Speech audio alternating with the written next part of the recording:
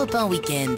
L'édito de Catherine Ney. Bonjour Catherine. Bonjour Guillaume. L'insécurité, la délinquance des mineurs pour cause de carences éducatives familiales, souvent culturelles, le sujet est dans l'air. Et des maires prennent en charge le problème à bras-le-corps. Ce matin, vous nous parlez de la ville d'Orléans. Oui, parce que c'est une ville de plus de 120 000 habitants où la délinquance a baissé de 61% depuis 2001, alors qu'elle se classait parmi les 15 agglomérations les plus criminogènes de France. Alors en 2001, Serge Grouard, le nouveau maire UMP, et son adjoint à la sécurité, Florent Montillot, avaient pris un arrêté de couvre-feu pour les enfants de moins de 13 ans. Ils étaient reconduits chez eux par la police, ils traînaient seuls dans les rues au-delà de 23 heures. Et pour la première fois, le Conseil d'État avait donné son feu vert, alors qu'à l'époque, vous vous en souvenez peut-être, l'affaire avait fait grand bruit, le PS s'était divisé, certains jugeant cette mesure liberticide. Mais sourd aux critiques, le maire a multiplié les arrêtés anti-prostitution, anti-bivouac, anti-vente d'alcool à emporter après 22 heures dans le centre-ville. En même temps, il renforçait l'équipe des policiers municipaux, ils étaient formés, équipés de véhicules neufs, des caméras étaient installées dans les endroits sensibles avec une surveillance 24 heures sur 24. Alors il y a ces moyens, mais il y a aussi cette méthode qui vous a particulièrement marqué. Oui, et qui repose sur le triptyque prévention, dissuasion, répression, mais surtout parce qu'elle fait du cas par cas, parce que chaque enfant, chaque famille est unique, dit le maire. Le rôle de l'élu, selon lui, c'est de poser les limites que les parents ne savent pas mettre. Alors comment ? Mais d'abord par une politique de soutien scolaire. La mairie offre à 1300 enfants de faire leurs devoirs le soir.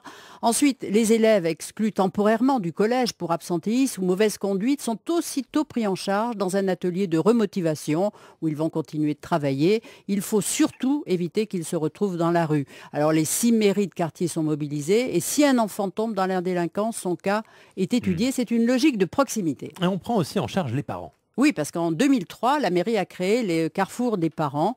À raison d'une réunion par semaine, ils viennent discuter avec une équipe pédagogique, des éducateurs, des psychologues, même des médecins.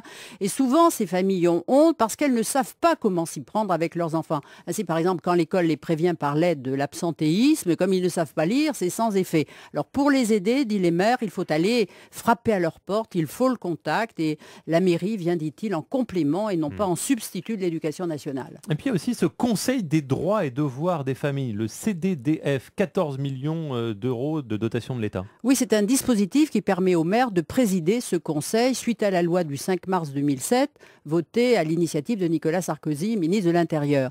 Alors les familles en grande difficulté et souvent monoparentales sont reçues individuellement, confidentiellement, elles sont rappelées à l'ordre et aussi prises en charge.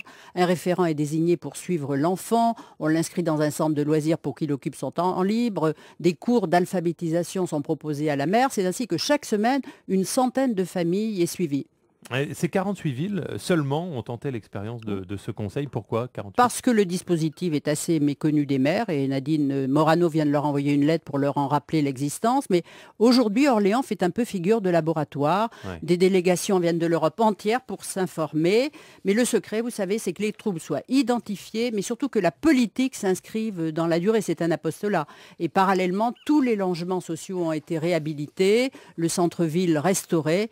Et Serge Grouard, qui s'est longtemps fait traiter de facho, se dit partagé entre l'envie de faire savoir et aussi la pudeur, parce que, dit-il, tout est fragile. Merci beaucoup Catherine.